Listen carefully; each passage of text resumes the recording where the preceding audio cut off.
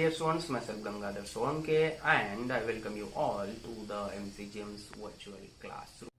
My dear students, today in Standard 7th History, we are going to start with the topic religious synthesis, or we are going to talk about the reformation in the field of religion. And as we know that the diversity of languages and religion is an important characteristic of the Indian society. That is what we call unity in diversity. Number of languages are there, number of religions are there, and also regional variety we can see in the different things like in food, like in clothing. So, the Indian constitution has adopted the principle of secularism, and in medieval India too, attempts to bring about religious synthesis in social life were made on the basis of this principle. And among these efforts, the Bhakti movement, Sikhism and the Sufi sect have a significant place, because the sons from all these Bhakti movement or from Sufism or from Sikhism taught people about unity, about religious synthesis. So, these different streams of thought arose in different parts of India, and they emphasized harmony between the different sects and religions along with devotion to God. So, in this topic we shall study all these things in detail. The Bhakti movement used the common people's language instead of Sanskrit, and this helped the development of regional languages. You people already studied about this in 6th standards history, that during the ancient period people were using Sanskrit language in the field of religion, but here purposely near about all the sons used local language, and because of that people were very comfortable with that, and that is why it played an important role in the development of regional languages also. And if we go through the history of Bhakti movement, then the important thing which we have to understand here, which we have to keep in mind here, that it is believed that Bhakti movement originated in South India. The Nayanar and Alva Bhakti movements strengthened in this region. Nayanar and Alva, here you can see. The Nayanars were devotees of Shiva, while the Alvas were devotees of Vishnu. Now, one more thing is there. There were also attempts to consider Shiva and Vishnu as one and the same and bring them together.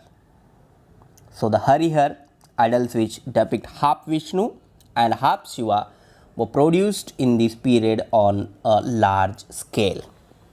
So, the people who were worshipping Shiva also, people were worshipping Vishnu also, and some people were worshipping half Vishnu and half Shiva. Here, as you can see on the screen, Bhakti movement in South India, Alvars, Vaishnavatis and Saivatis, Nayanas.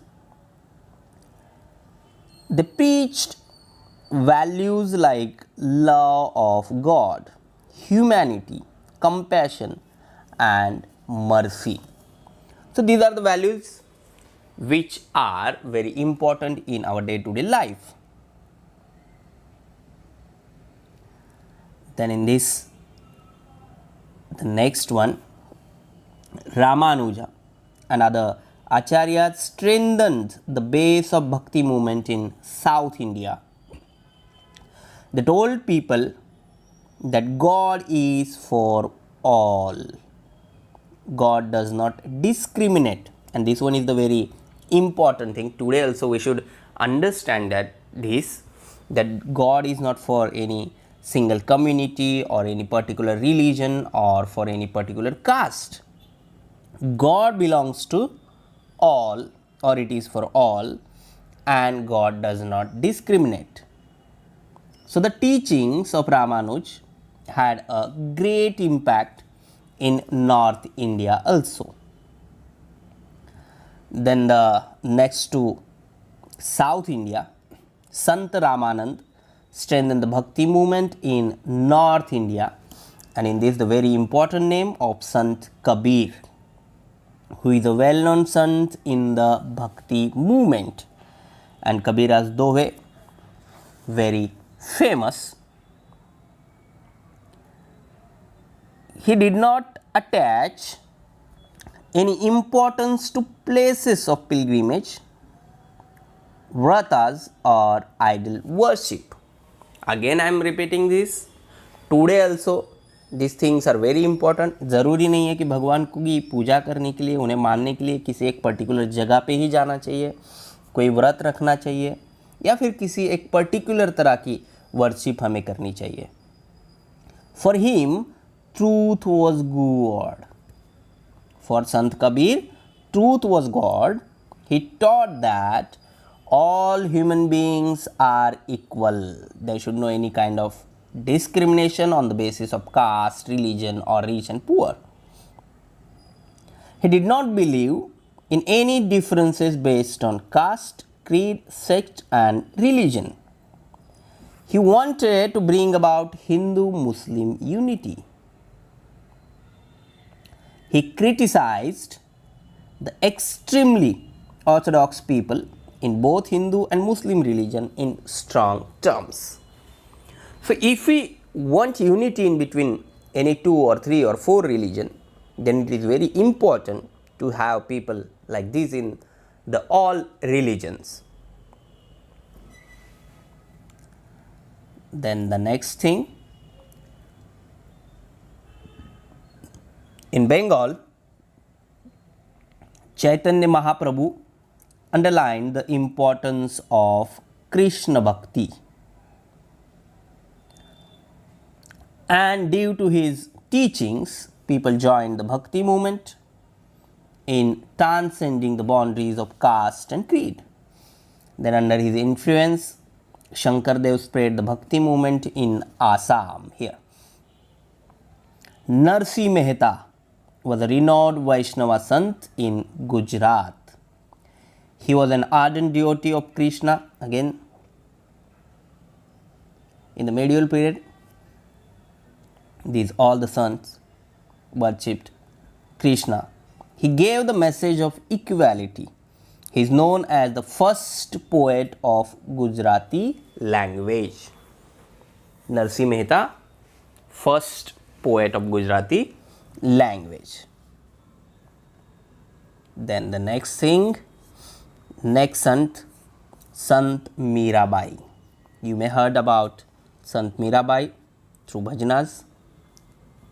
Sant Meerabai stressed the importance of devotion to Krishna, and she belonged to royal family of Mewad. She renounced all pleasure of the royal family and immersed herself in devotion to Krishna. She composed devotional verses in Rajasthani and in Gujarati language. The same thing, her devotional verses give the message of devotion, tolerance and humanity. Now here, one thing which is very important to understand, that each and every sant of medieval period or every sant anytime always talk about the humanity, talk about the tolerance, talk about the humanity, and these are the very important things for the society, for the betterment of human being. Sant Sena was a great sant. he gave the message of equality and humanity. Sant Rohidas also was a great sant, and Surdas, a great poet of Hindi, composed the poetic work Sur Sagar. Devotion to Krishna is the subject of his work, and these compositions are available today also. You people can go through these compositions to understand the exact thought process of all these sants. The verses on Krishna Bhakti composed by Muslim Sant Raskan are melodious. Ramcharitmanas of Sant Tulsidas is a beautiful composition expressing devotion to Rama. It expresses devotion towards Ram. Next thing, in Karnataka, here one thing, we are talking about different regions of our country. हम अलग अलग जगह की बात कर रहे हैं, किस तरह से भक्ति मूवमेंट स्टार्ट हुई और अलग अलग जगहों पे किस संत ने उसे स्टार्ट किया, आगे बढ़ाया और लोगों तक वो पहुँचे वहाँ की रीजनल लोकल लैंग्वेज लेके. So in this if we talk about the Karnataka, the name of Mahatma Basaveshwar, who spread the Lingayat stream of thought. He opposed the caste system and stressed the dignity of labor, that is, the work is God. Like for Sant Kabir, truth is God. Here for Mahatma Basaveshwar, work is worship, we can say. Kai Kave Kailas, that is his well known saying, which means work is Kailas or work is worship. He encouraged women's participation in his movement. Men and women belonging to all castes began to participate in the religious discussions conducted in the hall Anubhava Mantapa. Here you can see women and people from different castes. Sri Basaveshwar conveyed his teachings in the language of the people, that is in Kannada, through the medium of Vachan, which is the form of literature. His work had a great impact on society. His followers have composed their work in Marathi also. And if we talk about the other sons of Lingayat stream, of these compositions, Parmarsh, composed by Manmat Swami, is very well known. Great sant in Karnataka include Pump, Purandardas and others. They composed many devotional verses in Kannada. I mean, this is the Param Rahasya of the Manmat Swami is very famous or very well known. Mahanubhav Panth. In the 13th century, Chakradhar Swami, who founded the Mahanubhav Panth in Maharashtra. Sri Govind Prabhu was the guru of Chakradhar Swami. The followers of Chakradhar Swami included men and women belonging to all castes and creeds. So, by this, one thing we can understand that about the Bhakti movement of medieval period, there was no any kind of discrimination among the men and women and is of caste or religion. He supposed to all men and women equal. He supported equality. He travelled to all parts of Maharashtra preaching in Marathi. He preferred Marathi language instead of Sanskrit, क्योंकि संस्कृत सभी लोगों को बोलना लिखना समझना easy नहीं था, आती नहीं थी. And that's why this son started the work, the compositions in the local languages of that particular area or of that particular region. So, the literature of Mahanubhav Panth, which is available in Marathi language, and this led to the development of the Marathi language. Many works were composed in Marathi.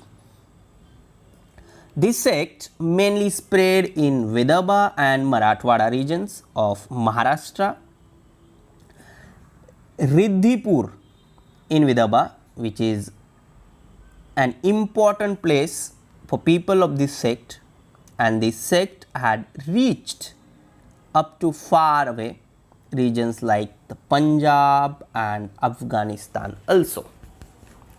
So, by this we can understand the reach of महानुभाव पंथा. सिर्फ पंजाब में नहीं तो अफ़गानिस्तान तक ये चला गया था, वहाँ तक इनके विचार पहुँच गए थे, इनके जो लोग थे वो पहुँच गए थे of this stream.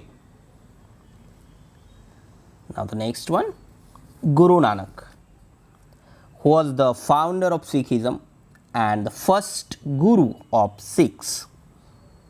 His work has to be mentioned as a great attempt at religious synthesis.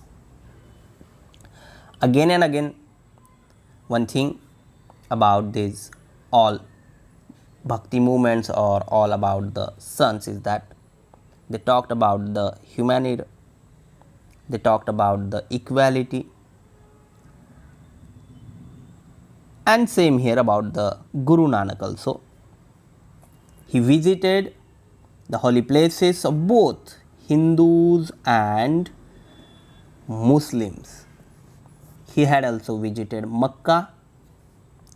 He realized that the feeling of devotion is common everywhere, and for that he had to visit all the holy places of different religions.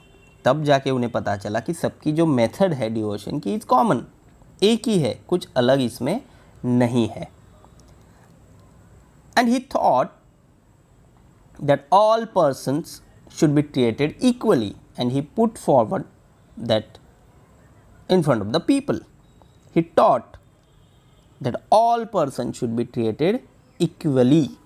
There should be no any kind of discrimination on the basis of any kind.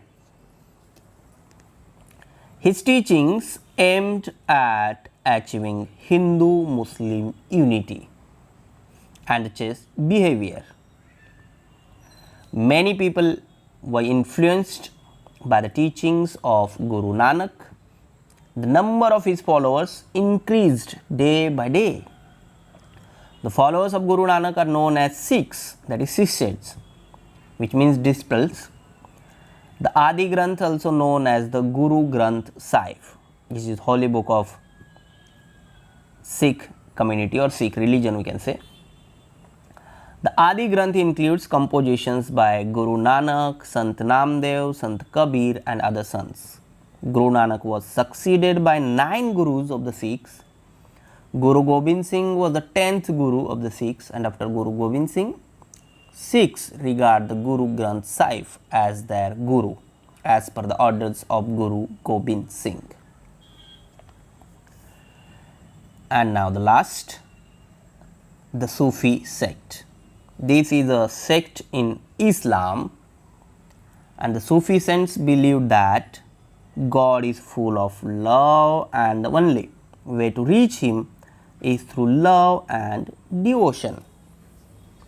If you wanted to reach God, then you have to think about it, and it is very important to follow the love and not to discriminate among the people. The main teachings are love for all living beings, meditation and simple living. Love for all, meditation and simple living. Now, if we talk about the Sufi people, then in this the name of Khwaja Moinuddin Chishti, Sheikh Nizamuddin Aulia were great Sufi. The teachings of Sufi saints led to unity in the Hindu and Muslim communities. And one more very important thing about the Sufi sect, Sufi music, which is world famous, has made valuable contribution to Indian music.